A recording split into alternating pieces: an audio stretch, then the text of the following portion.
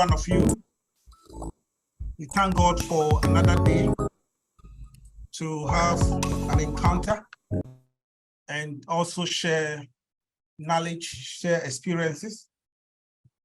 Today we have the privilege of receiving a presentation from Engineer Chris Blackson. Engineer Chris Blackson is a bridge engineering expert of 20 years of experience. He holds his master's in structural engineering from Imperial College, London, and he's a member of Canada or Canadian Highway Bridge Design Codes Committee. And today he's presenting to us design, innovation, and maintenance of bridges. Engineer Chris Blackson, you are welcome. Thank you. And you have the floor. Great, thanks a lot. And thanks everyone for joining us this morning. I'll turn off my camera and then go straight into the presentation. Please let me know if you can see my screen. Okay. We can see, you can see, please, Chris. Great, go ahead. Okay. So I'll make a start. Right, so here, I'll start my presentation with a safety movement. So we typically start meetings and presentations with a safety briefing. We all are aware that in the construction industry or what we do, safety is top priority. So I'll start the presentation with a safety movement. And then after that, I will delve into design innovation. Under design innovation, I will be looking at innovative bridge materials, jointless bridges, bridge design code, and then I'll also look at BIM or BRIM in this case, and then construction methods.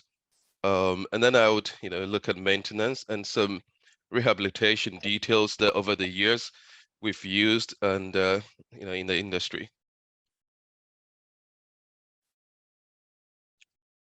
So first, safety movement. Again, as I mentioned, whenever we are out there are a few things to look out for. There's just getting some feedback.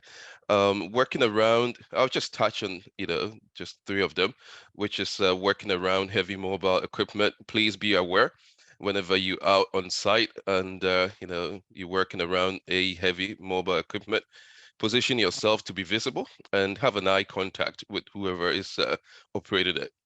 Driving, again, be aware if you're surrounded when you're driving, not only on site, but even driving to the site as well.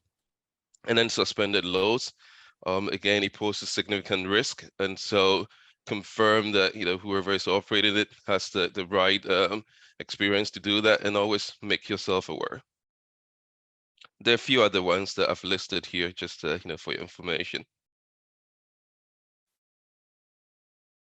Right, so design innovation. When we talk of design innovation, it is applying new technologies to materials and structure types or details to enhance durability, resilience, and safety in a cost-effective manner. So here we are looking at durability and resilience, and I would be carrying this in my theme in this presentation. Basically, what we want to do is moving away from this is how we've been doing it for years attitude, and coming out with new ideas. So you question what we're doing today, and then we design for the future. Under bridge materials, I will look at glass fiber reinforced polymer, rebar, stainless steel, and then I'll look at ultra high performance concrete, and then AT or atmospheric corrosion resistant steel or weathering steel. Again, these are selected materials that we're using quite often in the industry these days. So GFRP bars, for short for glass fiber reinforced polymer bars. These are basically epoxy that has been reinforced with glass fibers. Now, by doing that, you gain really strong material, which is actually stronger than steel. You're looking at tensile strength of about 2 to 3 times that of steel, with a very high fatigue resistance. Now, one important feature of the GFRP rebar is that they are non-corrosive and non-conductive. And as you are aware, in our industry with bridges, corrosion has been a key issue for us to deal with in reinforced concrete. And so in Canada, we've been doing a lot of research on ways to eliminate or prevent corrosion, or at least reduce it. And GFRP is a standout for that. Um, Also, it's got very lightweight as compared to steel, and so you're able to carry more of it, and so it makes transportation cost effective. Now, it's a greener solution as well, and it's got a longer lifespan. It would outlive your bridge because it doesn't corrode.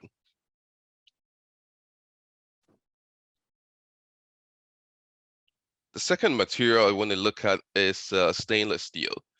Stainless steel, again, corrosion resistant, and as I've been mentioning, dealing with corrosion is a big issue here. It's got high tensile strength as well, 500 MPa plus. That's the duplex steel. It's highly durable and low maintenance. And then UHPC, concrete, which is concrete with high compressive strength. You're looking at anywhere between 100 to 150 plus. High tensile strength as well, and this is something that it's not common with most concrete materials. It tends to have most concrete would have low tensile strength. This one has a good one between 15 to 25 MPa, highly durable and low maintenance as well. And then AT steel, Werdrin steel. Again, here it is corrosion resistant, highly durable, low maintenance. And you can see, the key items here being durability, right? Because we're looking at bridges and we're seeing that the capital cost to actually build the bridge, if you look at the whole life cost, rehabilitating the bridge or repairing the bridge in the course of the bridge's life could be quite expensive. And so we want to come out with ways to reduce that repair cost or rehabilitation cost. Now, obviously, the materials that I've been talking about, the GFRP and the stainless steel, they're premium materials, and so we don't expect that it would be used in all areas of the bridge. And so we do have a guide in terms of where to use it, and usually this would be places where there's a chance for water to pool, and so where you would typically have corrosion initiating. And so if you look at the top of deck areas close to the expansion joint where you're anticipating water to come into contact with the concrete, it is recommended to use stainless steel or GFRP, and that's what we've been doing in the newer bridges that we build in sidewalks and barrier wall as well. So there are areas, like the deck soffit girders, where specific areas where we've identified for stainless steel or GFRP rebar to improve durability of the bridge. Again, the key here is detailing. And I'll be kind of carrying that theme as well, not just designing a bridge for shear forces and bending movement, but detailing it in such a way that the bridge would last longer. These are project examples of places where we've used the GFRP bars on a bridge, O'Reilly's Bridge in Niagara region. We actually used the top layer of the deck, all of it was GFRP. So from the barrier walls, as you can see there, and then the top layer reinforcing was all GFRP. On another bridge, White Man's Creek Bridge, we used GFRP, but we also used full precast concrete. Again, one of the things I'll be talking about is getting things done quicker on site. Time is money, and so we don't want to waste too much time on site. You want to get to a site, do what needs to be done, and leave. And so we also seeing precast members gaining recognition. And in this case, it was a full depth precast deck, which came in the form of a Lego. So you kind of arrange them, and then you pour your UHPC concrete to tie them. Having spoken about materials, I will now look at type of bridges or the forms that would also improve durability, and also in the theme of innovation. I'll be looking at integral abutment bridges and then semi-integral abutment bridges. We've been using jointless bridges, or I would say integral abutment bridges, since the 60s. And we do have quite a lot of guide in terms of what to do, details to improve durability. Indeed, integral abutment bridges are actually recommended wherever you do have a span less than 100 meters, and it could even be pushed to between 100 to 150 meters, and where your foundations permit. Now, these are just a few features of an integral abutment bridge where the deck is tied to the end diaphragm and then to the abutment wall as one unit. And then you do have your approach slab, and you take the expansion to the back of the approach slab. So basically what you're doing is you're taking the joint away from the bridge and then taking the joint or the expansion and contraction to the back of the approach slab, which then becomes easier to maintain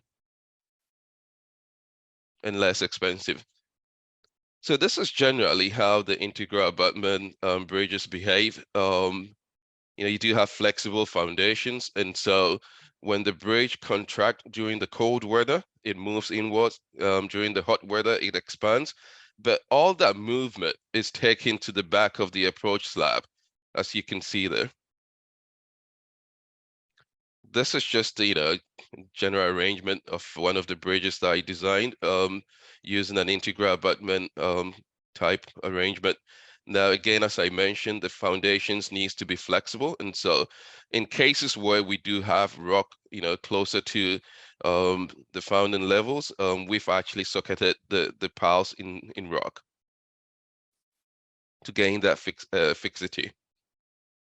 Now, I would also look at semi-integral abutment bridges. Here, the difference is you do have bearings. So where your foundation or your skew or span would not be suitable for an integral abutment bridge, the other alternative is a semi-integral abutment bridge. The difference being that here you still have a bearing to worry about, but a key feature as well is the expansion is taken to the back of the approach slab. And by so doing, you improve the durability of the bridge because you're not having water dripping down the bearings.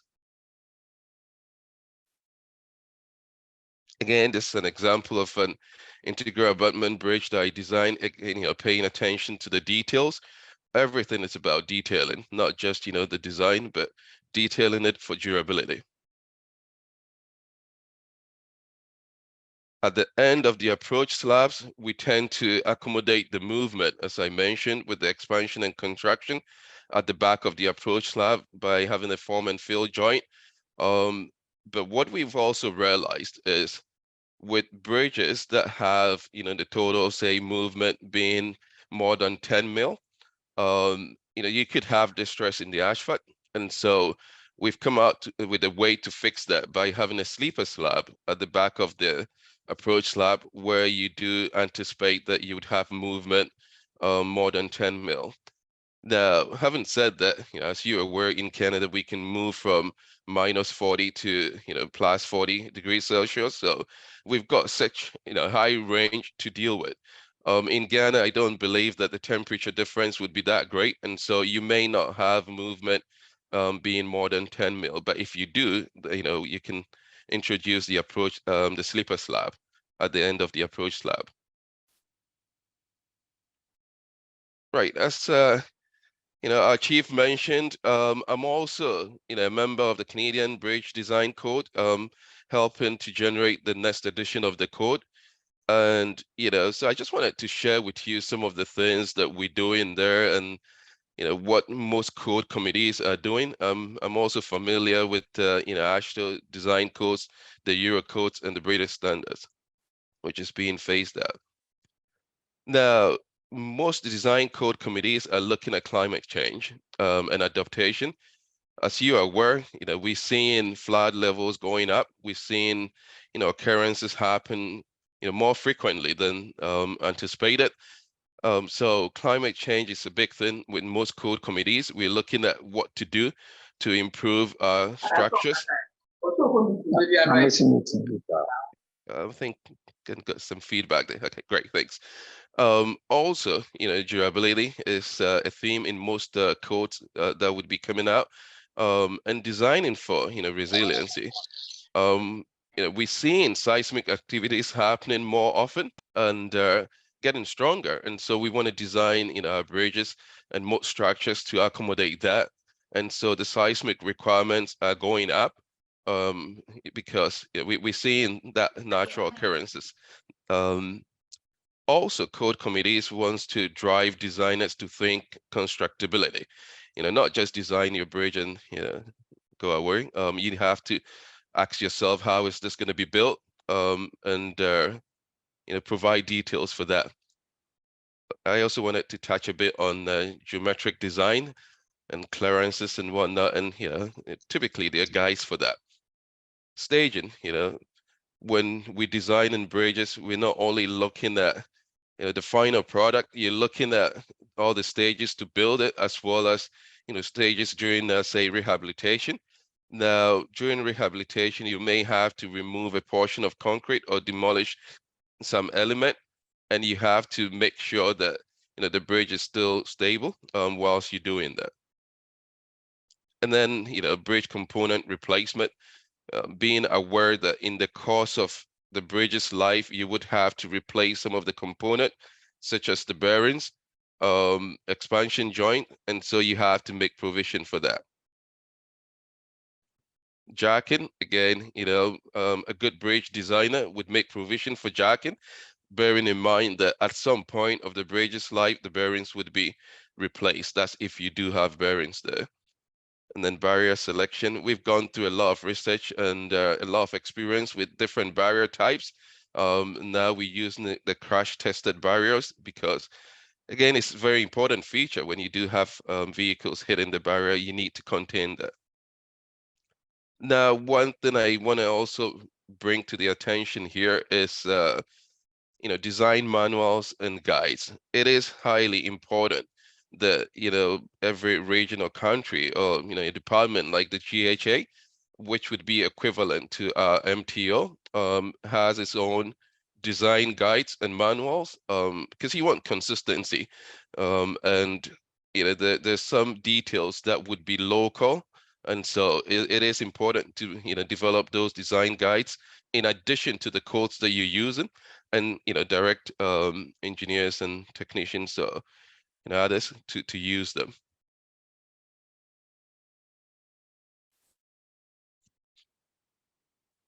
Another thing I wanted to talk about, sorry, is BIM, or in this case, bridge. So we would say BRIM.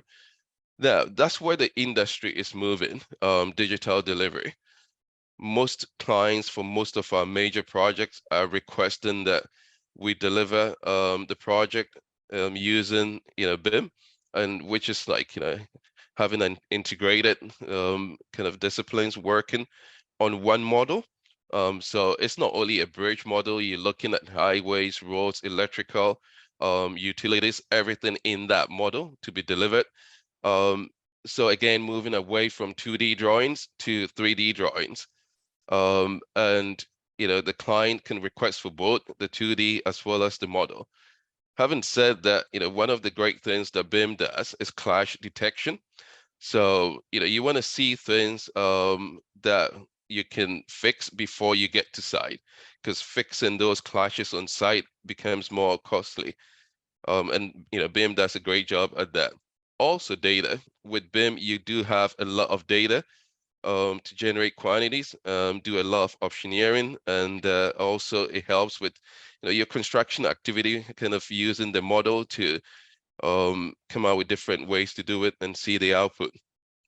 Now, I have to say that other countries are perhaps ahead of some of the countries in Africa, and I'm not too sure in Ghana the investees and in what's going on, but I can see here that most technicians and engineers coming out are moving to, say, Autodesk Revit in lieu of your 2D AutoCAD. And again, it's because where the industry is moving with the BIM models. And so all engineers and CAD technicians need to be aware of this and start building their skills with Autodesk Revit at least. There's also the whole Bentley suite, but I'll just focus on Autodesk for now. And most roads and highways, engineers and technicians are also moving to Civil 3D. Now, with the Autodesk Revit, we found that it can do some of the more complex structures, and so there's a plugin called Sophistic that we're using to help generate the more complex structures. Now, talking about BIM and Revit and all of that, we're creating a lot of families, as we call them, which is basically various bridge elements or component that you generate that you can use for future projects. And this is all based on what we call the LOD, which is the level of detail required for the project. So again, I'll touch briefly on what the LOD is, or the level of development spec is. Now here, if you look at a level 300, you're looking at, for example, a girder, just putting in blocks there, just the basic stuff. And then if you go level 350, you're looking at adding a bit more, say stiffness to it. And then if you go to level 400 and plus, you're looking at, now you're adding more details like weld and coping to it. So again, this is an example of different levels shown here. This is again a BIM model that we prepared for a project in Colombia, Bogota. And if I can play this, you can see that this is typically what would be generated and delivered on the project. That's really cool too. You can walk through the design. This was a massive elevated guideway structure. And so we have this where, there's a lot of input from civils, from utilities, electrical, everything there.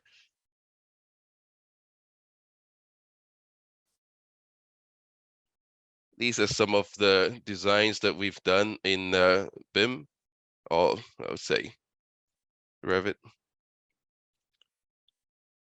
Right, before I move to construction methods and some of the innovative stuff that's going on there, I would take a pause here. If there's any pressing question, I would take it, but there would be an opportunity at the end of the presentation for Q&A. But if there's any pressing question, I'll take a pause here. If not, I would just continue.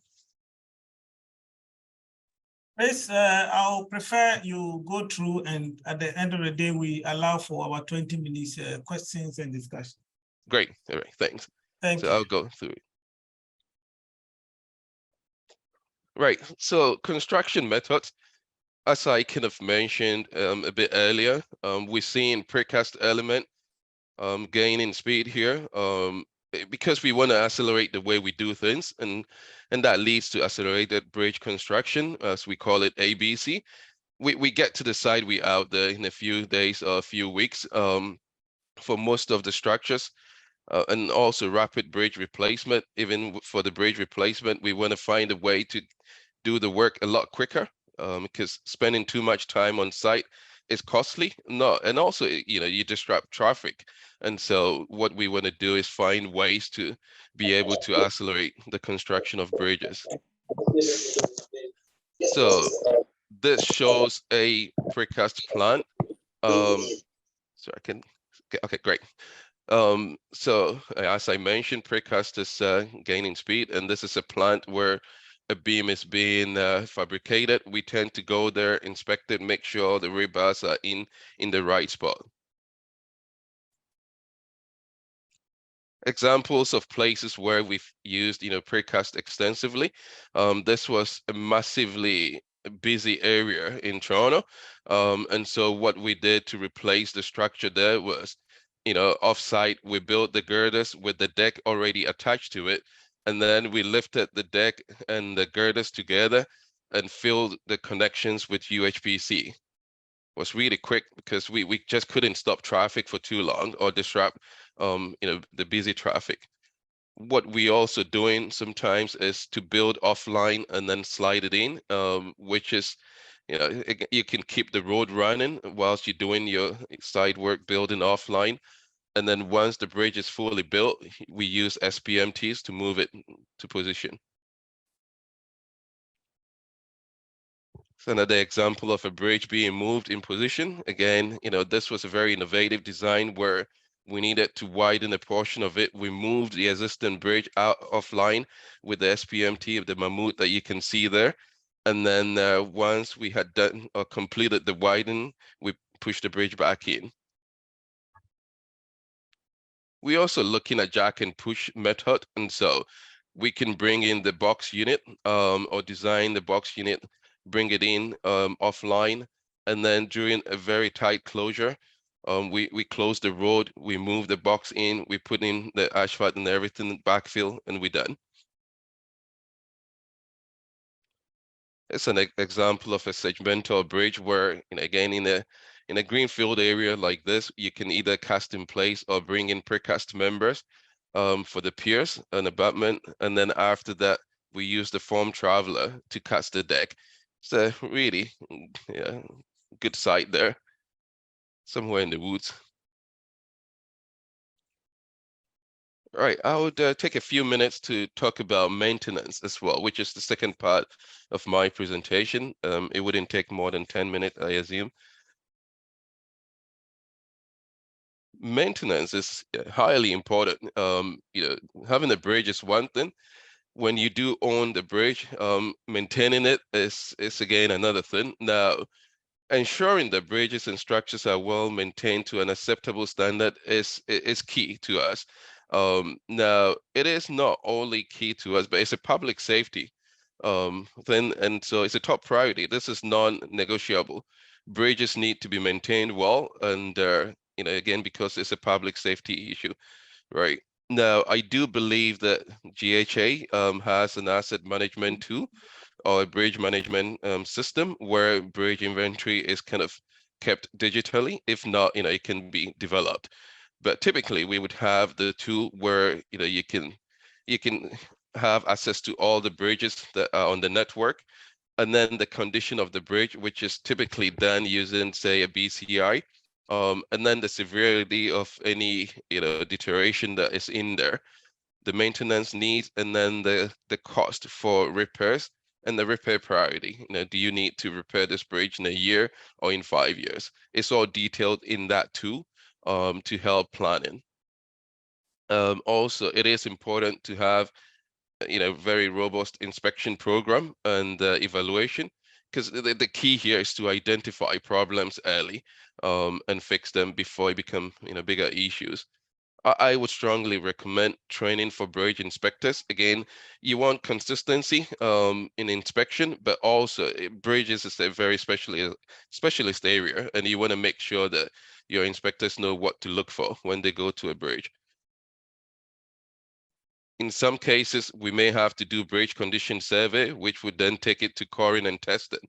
And then fatigue inspection. Whenever you do have a steel bridge, it is important that you do have fatigue inspections. Some of the new technologies we're using is drones to do the inspection, or the first, visual inspection. And then after that, we can do a much more detailed inspection.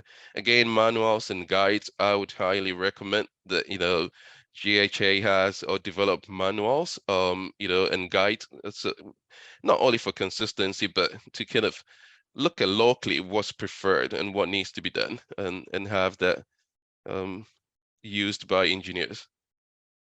Where we're seeing bridge strikes, again, we can mitigate that with, say, a protection beam.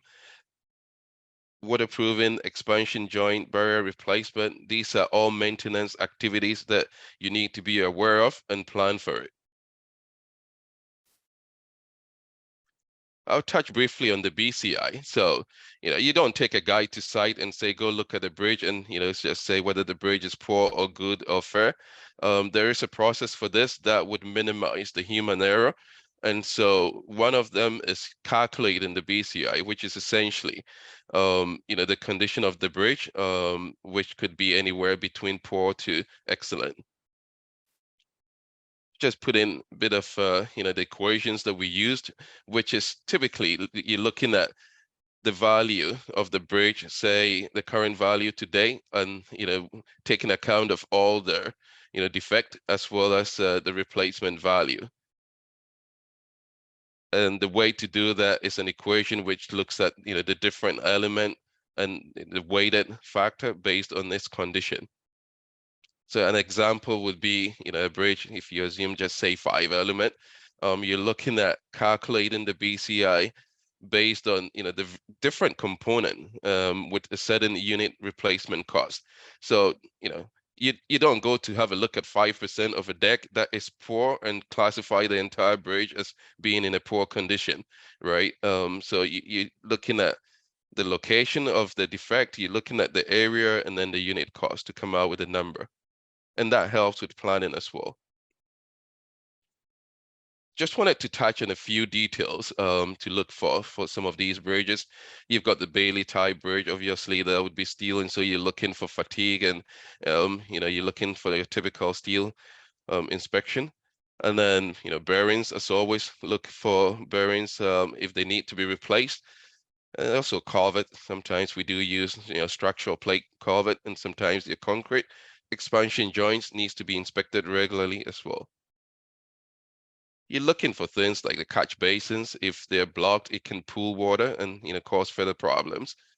You're looking for drainage outlets. You're looking at the soffit, the girders for any defect. Fatigue inspection, as I mentioned, very important. A lot of bridge failures have happened as a result of poor fatigue details.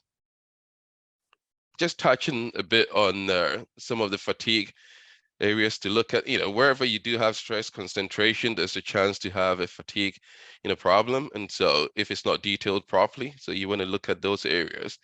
You could also have distortion of box girders. And as I mentioned, weld defect as well could cause some fatigue issues. So you want to look at all these. Where you have your bracings, you want to pay attention to what's going on there as well. Just wanted to share a few of the rehabilitation details that I've used. This is an expansion joint that's being replaced, and as I mentioned, typically when we replace, well, we just don't replace them. Depending on the bridge, we would typically convert the bridge to a semi-integral bridge. Whilst we remove the expansion, we do the conversion. But where you have to put in a replacement, you've got to make sure that you have the details planned properly. It is preferable to have the pavement done before the expansion joint, obviously, because you don't want to damage it when you're doing the pavement work. And so we have details to ensure that you can temporarily block it, pave it, and then after that come back to do your installation. So these are again just details to share that we've used to replace expansion joints. Patch repair and crack repairs, again, at some point, if you do have a concrete bridge, you're gonna have to go through this. And so these are some of the details, removing the deterioration up to the back of the reinforcing, say the first layer, and then pouring your repair concrete. Now again, depending on the area, you may have to put a mesh in there.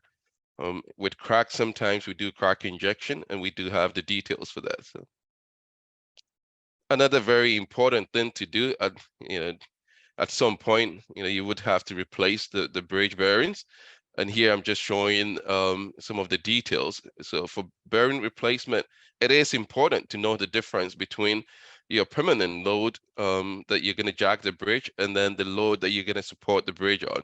Typically, we jack the bridge under no live load, but after jacking, you will have to support the bridge either by locking the jacks or providing a temporary support, and you have to show, both loads to the jacking contractor.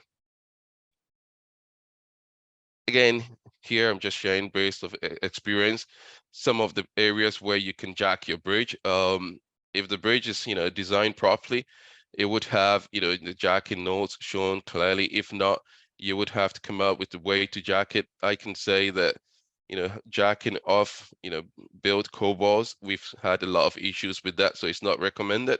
But there are other ways to jack it in front of the abutment, or strengthening the diaphragms to jack in between them. And on that note, I would end my presentation here, within that 30 to 35 minute mark, and take any questions that you may have. Thank you very much, Chris and Dave. Thank you very much for this superb presentation. We will take a brief moment to acknowledge few senior members on the call.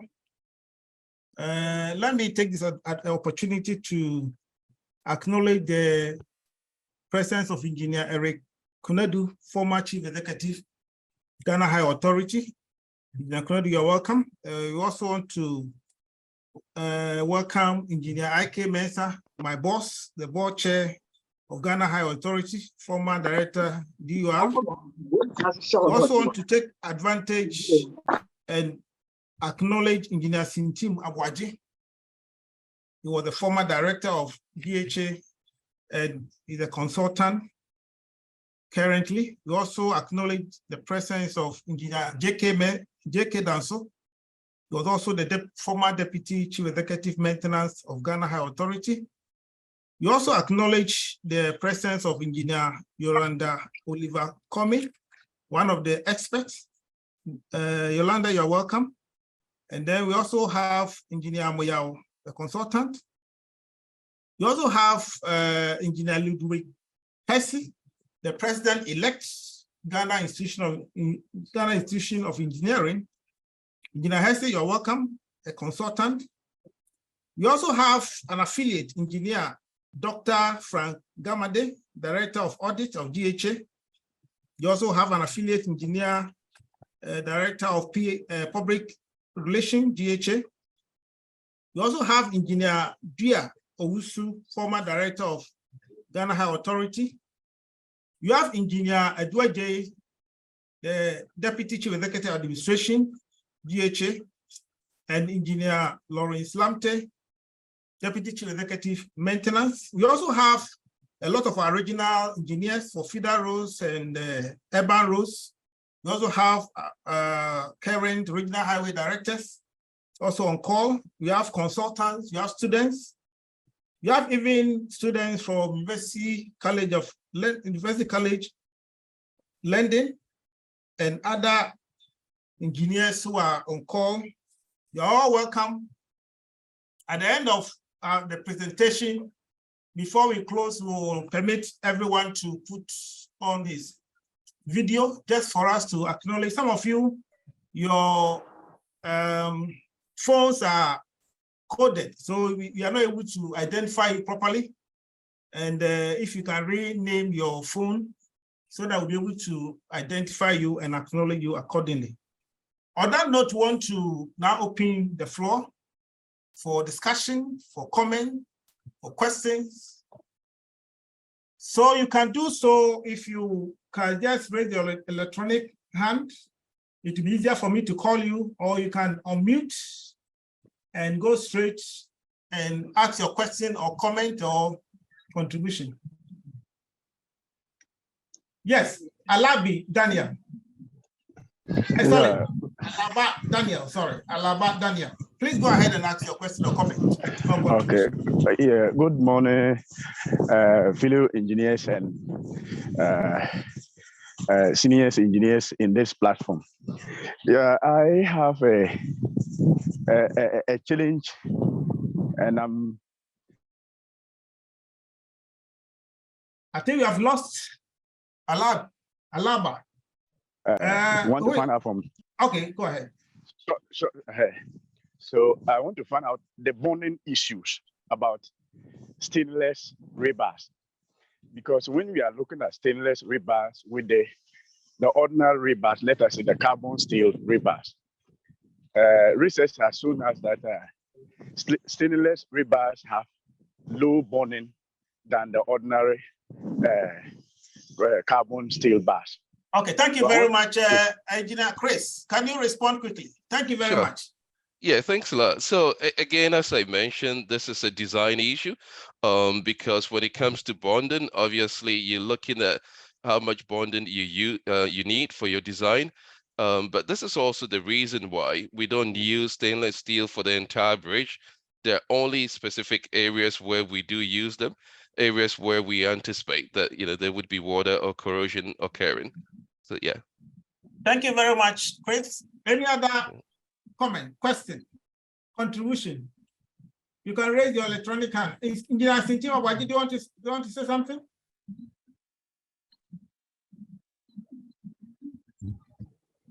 Yes, good morning, everyone. I would like to make a small correction. I am Eric Sintimawade. Fortunately, I'm the son of the man you mentioned, who was a former DIC director. Wow. Thank you very much. And I'm also a great engineer with associated consultants. Oh, and I would wow. like to make mention of the integral bridge that he mentioned previously.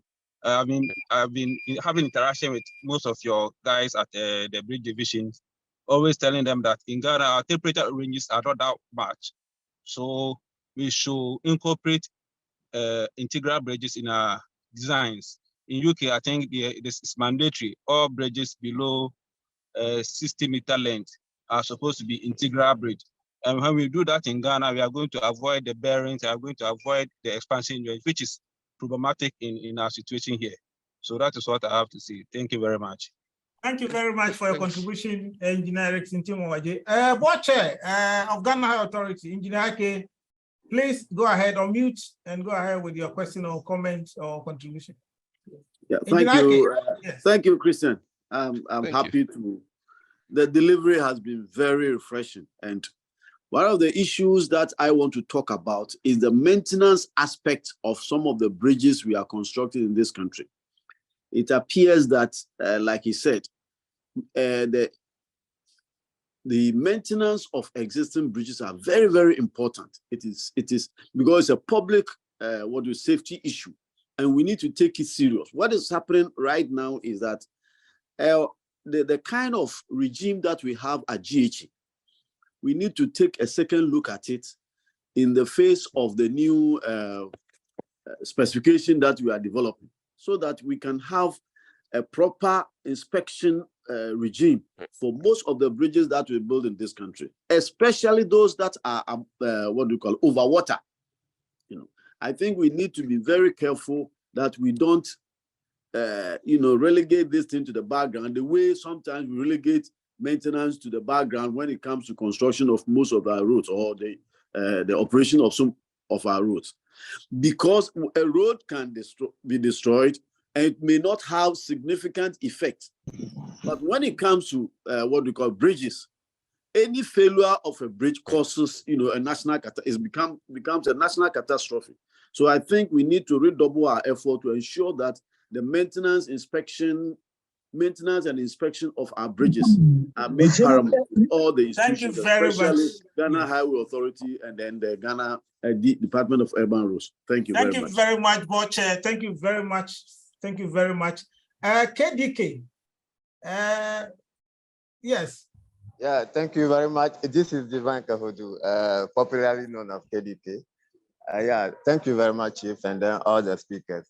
Yeah, I think the earlier speakers have already spoken my mind in terms of the integral bridge and then the maintenance issues.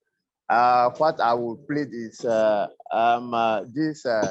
1 hour or 30 minutes in depth for us.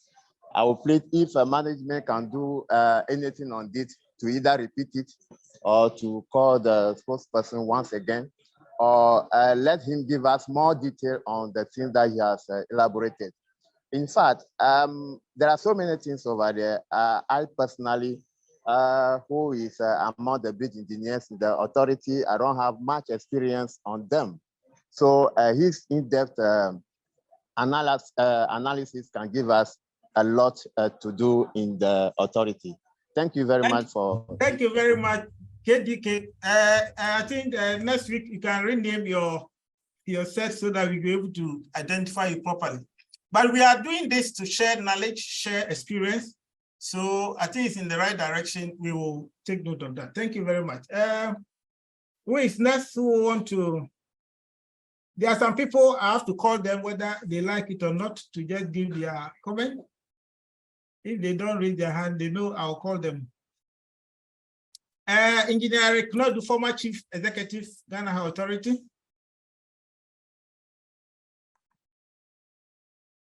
Thank you very much. I don't think I have much to say. I came here this morning to learn, and I think I have learned. Thank you, Engineer Blackson. Thanks. Thank you very much, Engineer. We also want to call Engineer Ludwig Hesse, a consultant, the President-elect Ghana Institution of Engineering. Engineer Hesse.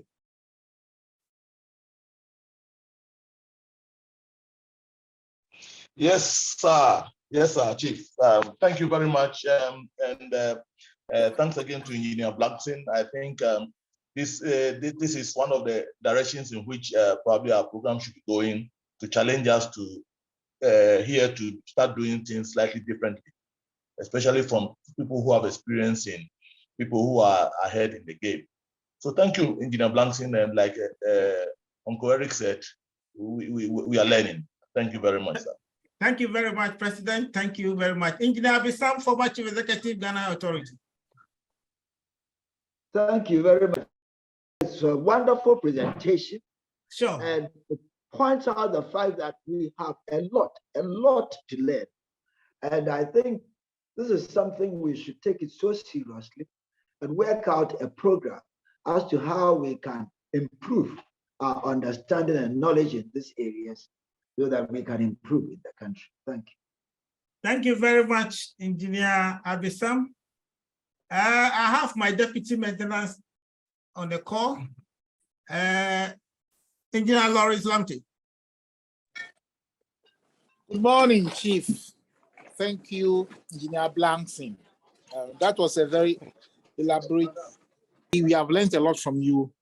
And as my board chairman stated earlier on, we would have to up our game in terms of bridge maintenance so that going forward, we would adapt some of the issues that you have stated, and then we may not have so many problems we have on our bridges as we have on our roads.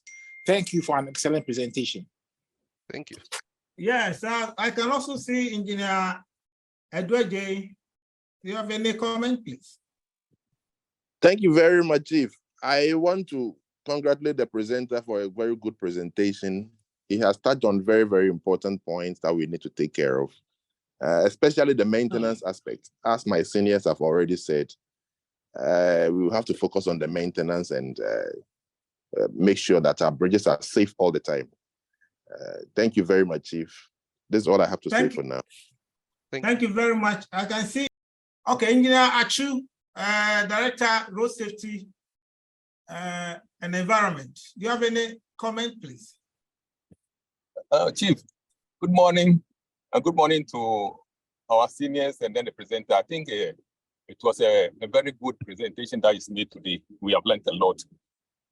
But cost-wise, may I know comparatively to other types of bridges, and under which situations should these bridges be, this type of bridge be constructed? If you can provide us with some information, that would be great. Okay. Engineer Chris, do you have any comments? Sure. Just give me a sec. Right. Yes, Chris. Yeah, thanks a lot for your question. So again, when it comes to cost, you have to look at the whole life cost, right? The initial cost, as well as in the life of the bridge, the maintenance cost, and the integral abutment bridges have been found to be more cost effective than the traditional bridges.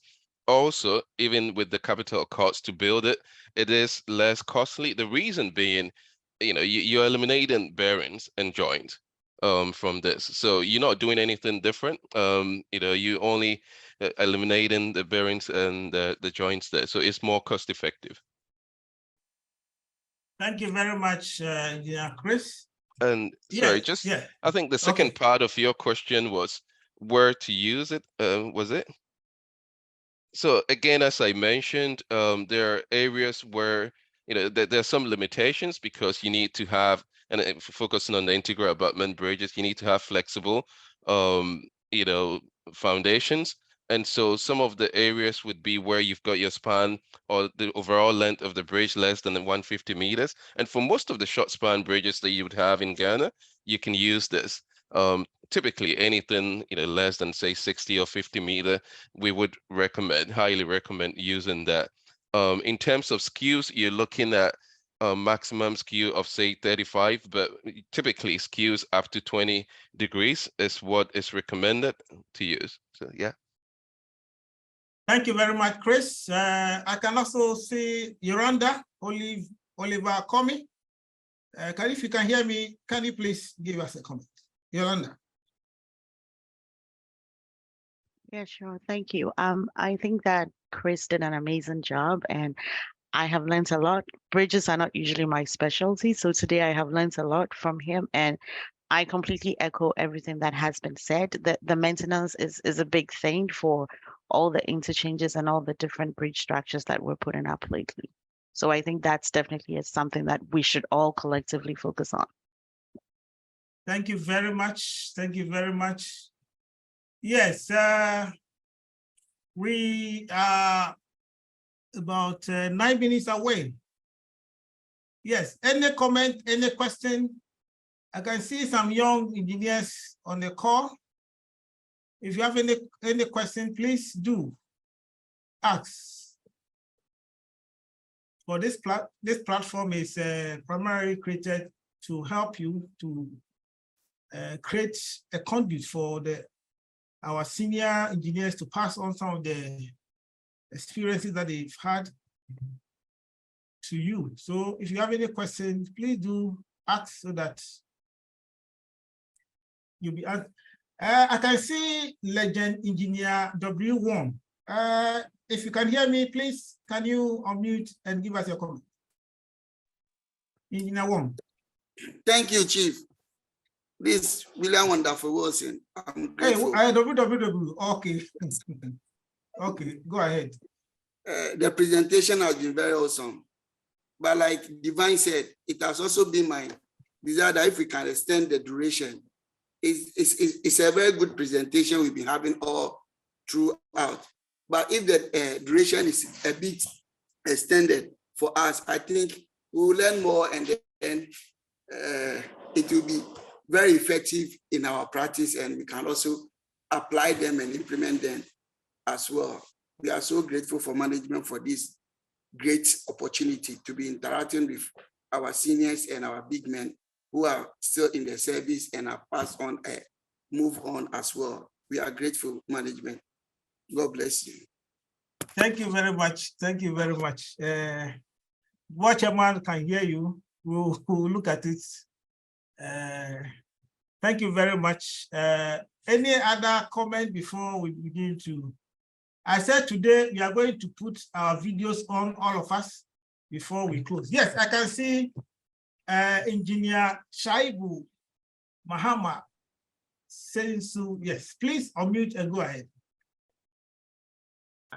A very wonderful presentation. My issue of concern is knowledge transfer when it comes to the bridge foundation designs. Materials people used to do a lot of foundation investigation for bridges, for highways. They had rigs to do foundation. Now everything is outsourced to people. So it is making material training very difficult. A lot of material people have not even experienced even a drilling before. And when you are to supervise projects where there are these complex bridges, you struggle to catch up with what is happening. So I entreat that we should acquire modern equipment, foundation equipment for bridges, drilling rigs, geophysical methods are now deployed in bridge foundation designs. Thank you very much. Thank you very much. I think you have made the point. We are taking note of that. Thank you very much. Engineer Victor Nyantechiba, the project manager, bridge maintenance unit, Ghana High Authority. Please go ahead with the office. Thank you, Chief Executive. Great presentation. About some of the things we do them, but others we would require capacity in order to be able to do them. And I want to suggest if we can segment the presentation, for example, we can take design separately, then we can have a lot of time to go into it. And then maybe another time we can look at maintenance and then maybe construction another time. I think that would be of great benefit. Thank you very much. Well noted. Well noted. Thank you very much. Yes. I think I've seen another hand. KDK. See what? Let's allow Pencil. The Constance Pencil. Please unmute Yes, and go please. ahead. Yeah. Good morning, Chief. My question to the presenter is that when he was talking about the BCI, he said that BCI is equal to the current value divided by the replacement value times 100%. The current value of the bridge, is it the cost of maintaining it, or are you referring to the value of the bridge as it stands? And if it's the value of the bridge as it stands, how do we determine that? Yes, Chris. Sure. Yeah, thanks a lot. So again, yeah, good question. Now with the current value, it is looking at the various component or element and then applying a weighted factor, right? Which would be based on when you went to site, what you saw. So if if you do have, say, excellent, it would be 1, poor would be 0, good would be 0.75, fair would be 0.4. So you're looking at the various component as it is today and saying that if I do apply all these factors to it, it would then bring your current value down, right? So your replacement value, if it's say $100, once you've applied the weighted factor to the various component, your current value would then be, say, 50. And then that would give you that kind of percentage of, say, 50%. Thank you very much. Constance, are you okay? Yes, please. Thank you very much. Thank you very much. Thank you very much. Yeah, just to go kind of ahead. chime in there, as as others have mentioned, this was a 30 minutes presentation and it was quite loaded, but in future, we can take a section and delve a bit more into. Thank you very much. We'll look at the timing and these are initial presentation. As we move along, we'll go into details. Thank you very much. We will also call, I think we have Engineer Clement Amoli. Am I right? Clement, please unmute and go ahead. Yeah, that was a very powerful presentation, Blackson. And my question has to do with the carbon fiber technology. Please, we can't hear you very well. We can't hear you very well. I think we've lost Clement. Our time is up. Thank you very much for joining this week. Next week, we'll be having Engineer Dr. York coming to deliver. I'm going to post the topic, but you'll be having Engineer Engineer Dr. York. You'll be doing a presentation. Yes, hello. Please, thank you very much. Our time is up. I think next week we'll give the opportunity. But as I said, before we wind up, I want us to put on our cameras. At least we can be able to know some of you. Those who can put on your cameras so that we can be able to have a look at you. Thank you very much. Yes, I can see Engineer Bissam, Anthony Kwajo. Yes, Pencil, I can see you. Chris, yes. What are the rest? Yes, Engineer K. Mensah. I can see you, Aaron Amponsa, KDK.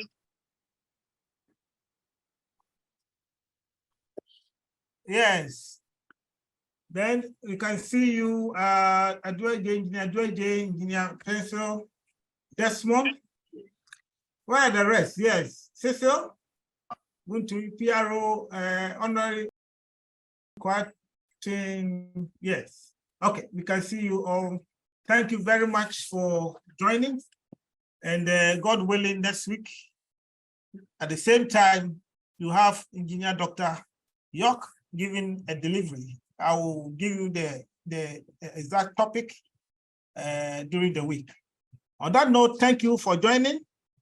And until we meet again, same time next week, have a wonderful day and enjoy the rest of the day. Thank you. Thank you, Chief. Have a Thank you. lovely day.